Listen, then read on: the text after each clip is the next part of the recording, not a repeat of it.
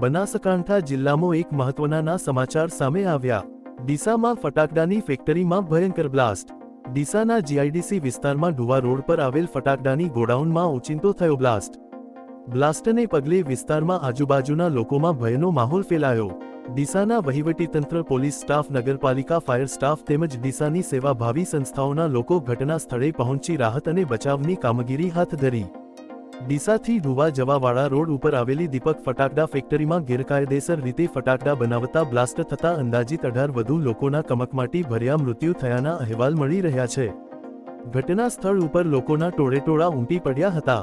ફેક્ટરીમાં બ્લાસ્ટ એટલો બધો ભયાનક હતો કે આરસીસીની દિવાલો તેમજ છત તેમજ આજુબાજુમાં આવેલી ફેક્ટરીની દિવાલોને પણ તોડીને ખેતરોમાં જઈને લાશના ટુકડા પડ્યા હતા।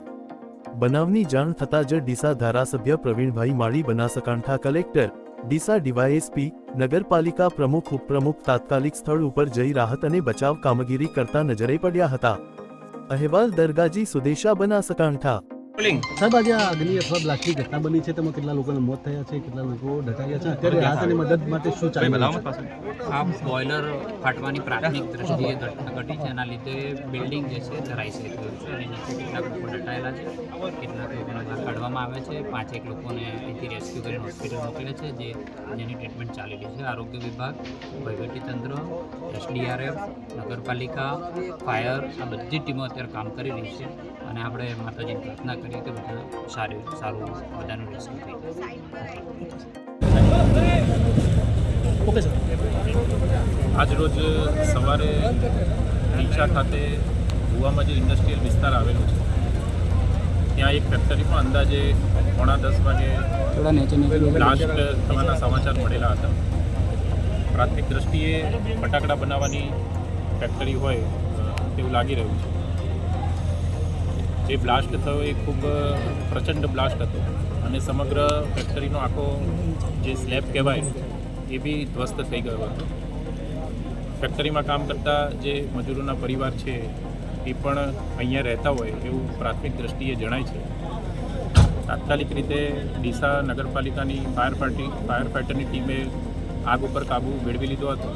તમામ જે મેડિકલ ટીમ છે એ પણ ઘટના સ્થળે પહોંચી ગઈ હતી।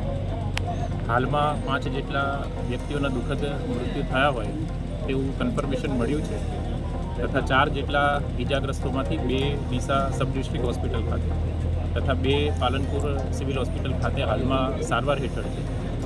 આગનું ચોક્કસ કારણ જાણવા માટે પોલીસ વિભાગ તરફથી એફએસએલ ટીમને પણ બોલાવવામાં આવી છે, પણ હાલમાં જિલ્લા વહીવટીતંત્રની ફર્સ્ટ પ્રાયોરિટી રાહત બચાવ કામગીરીની છે અને સ્લેબ નીચે અન્ય કોઈ દટાયેલા ન હોય તે માટે હાલમાં પૂરજોશમાં કામગીરી ચાલી રહી છે। સાહેબ, કેટલા મજૂરો હતા એવું કંઈ જાણવા મળ્યું?